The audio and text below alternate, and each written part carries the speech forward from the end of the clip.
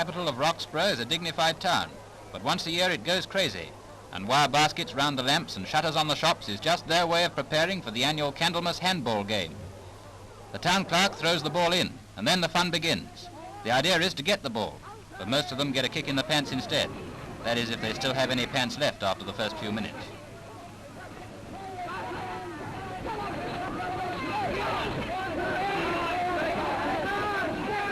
This year's winner is a youngster. Tiny but tough. After dragging the Mersey for nearly 24 hours, the salvage crew brings ashore all that's left of the airplane which nosedived into the river only 10 minutes after it had taken off from Liverpool Aerodrome. In it, 2 young men lost their lives. Both were expert pilots. The machine had dual control. So the cause of their death is a mystery that an expert examination of the battered wreckage may help to solve.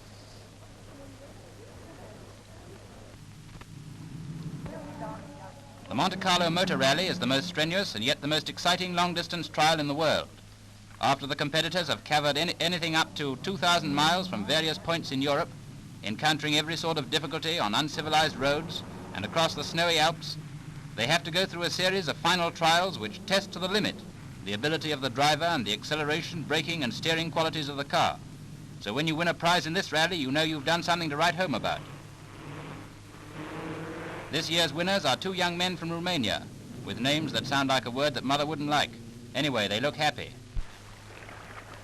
After the cargo boat Paris Maru went down in a storm off the coast of Port Elizabeth, South Africa, her sunken hull became such a danger to shipping that her owners decided to give up the idea of using divers to salvage her crew and instead blew her up.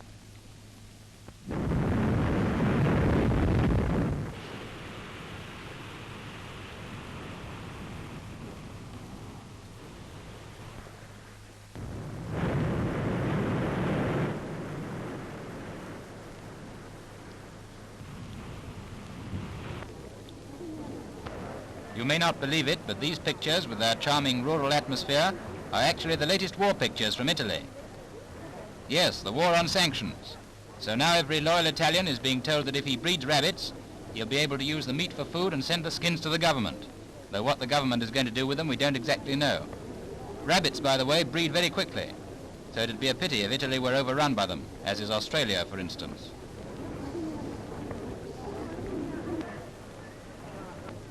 Mr. Ramsay MacDonald heads the poll at the by-election for the Scottish universities, with a majority of over 7,000 over his Scottish nationalist opponent, while the Labour candidate forfeits his deposit. So the ex-Prime Minister's political career isn't ended after all, as so many people thought it was, and he returns to the House of Commons to continue his work as a member of the national government. Richmond Hill is falling down. The recent heavy rain started the trouble, and for the past few days, thousands of tons of earth and stones have been on the move. In some cases, the path has slipped as much as 6 feet. Workmen are trying to find out why the water isn't running off in the normal way, but so far they've failed to discover the suspected stoppage in the drainage system. So they go on working and the hill goes on slipping. If the lass of Richmond Hill were alive today and went for one of her moonlight walks, she'd head for a fall. But then everyone has to be careful in the moonlight.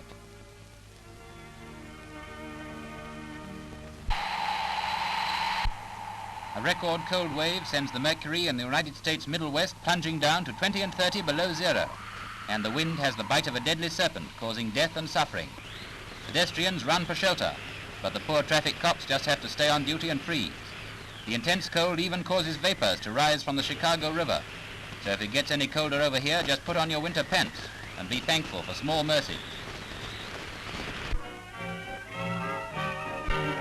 As if to refute the idea that the horse as a means of road transport is dying out, the 57th Shire Horse Show has more entries than ever before. This year, the organisers are putting up powerful opposition to the suggestion that the draft horse should be banned from London streets. And this year's show has royal patronage too, with Appleton Binder, a 4-year-old brown entered by His Majesty the King and bred by His late Majesty.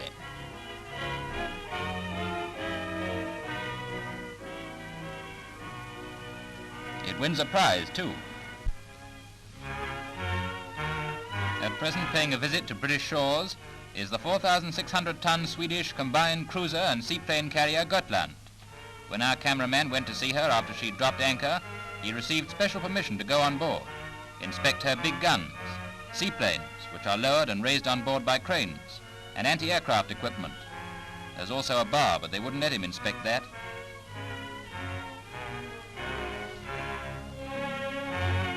Soon after his ship's arrival, her commander goes ashore to pay the usual courtesy call.